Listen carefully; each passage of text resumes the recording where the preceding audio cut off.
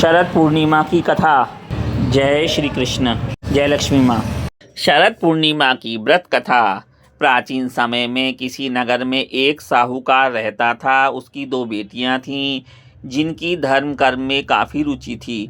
अपनी इस रुचि के चलते वे दोनों पूरी श्रद्धा से शरद पूर्णिमा का व्रत किया करती थीं।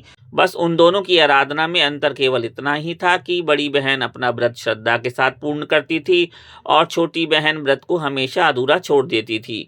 इस प्रकार कई वर्ष बीत गए और दोनों बहनों का विवाह हो गया।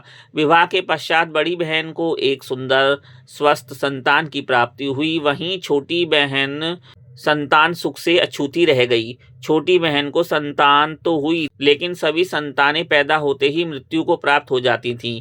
इस प्रकार अपनी संतानों को खोने से मानो छोटी बहन पर दुख का पहाड़ टूट पड़ा हो। उसे समझ ही नहीं आ रहा था कि उसे यह दुख क्यों भोगना पड़ रहा है।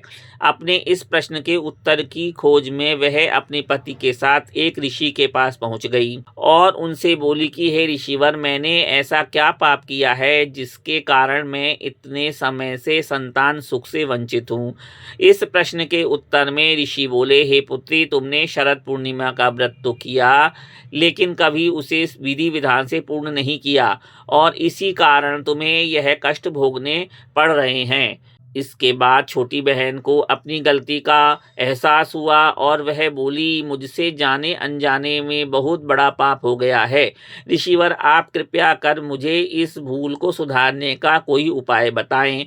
मैं सदा उसके लिए आपकी आभारी रहूंगी। ऋषि को उस पर दया आ गई और उन्होंने छोटी बहन को विधि पूर्वक शरद पूर्णिमा का व्रत करने के लिए कहा और बताया कि इस व्रत के पूर्ण फल से ही उसे अपने कष्टों से मुक्ति मिल सकती है।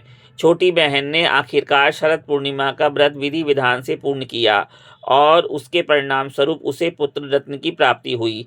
लेकिन भाग्य का खेल देखिए, यह संतान भी ज़्यादा दिनों तक जीवित न रह पाई। अपनी इस संतान को भी मृत देखकर छोटी बहन बहुत दुखी हुई, लेकिन इस बार उसे लगा कि शायद उसकी बड़ी बहन के पुण्य फल उसके पुत्र के प्राण वापिस लौटा दें, और ऐसा सोचकर उसने अपनी संतान को एक पटरे पर चादर से ढककर लिटा दिया और अपनी बड़ी बहन को घर पर बुला लिया। जब बड़ी बहन घर पर आई तो उसने अपनी दीदी से बोला कि आप इस पटरे पर बैठ जाओ। जैसे ही बड़ी बहन बैठने लगी, उसके पल्लू ने उस शिशु को स्पर्श किया और वह रोने लगा। उस नन्हे से शिशु को रोता देख बड़ी बहन क्रोधित हो गई और गुस्से में बोली, तुम यह मुझसे कैसा पाप करवाने जा रही थी? अगर इस बच्चे को कुछ हो जाता तो क्या होता? यह सुनकर छोटी बहन बोली, अरे दीदी, यह तो पहले से ही मृत था। यह तो आपके भाग्य से जीवित हो गया है। आपने हमेशा शरद पूर्णिमा का व्रत विधि पूर्वक किया है और यह इसका ही फल है कि आपके पल्लू के स्पर्श मात्र से मेरी संतान जीवित हो गई।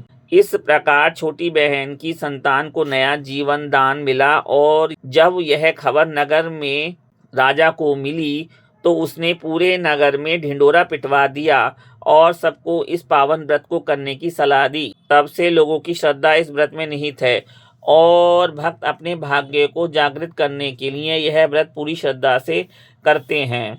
अन्य मान्यताओं के अनुसार शरद पूर्णिमा की रात्रि को माता लक्ष्मी धरती पर भ्रमण करने आती हैं। शरद पूर्णिमा की रात्रि को ही भगवान श्री कृष्ण ने महारास किया था। मान्यता है कि हर साल शरद पूर्णिमा की रात चंद्रमा की रोशनी से अमृत की वर्षा होती है। चंद्रमा शरद पूर्णिमा की रात अपनी 16 कलाओं से परिपूर्ण होते हैं, इसलिए शरद पूर्णिमा की रात चंद्रमा की पूजा के लिए विशेष है। शरद पूर्णिमा की रात चंद्रमा को अर्घ्य देना शुभ माना जाता है। जय लक्ष्मी माता। जय चंद्रदेव।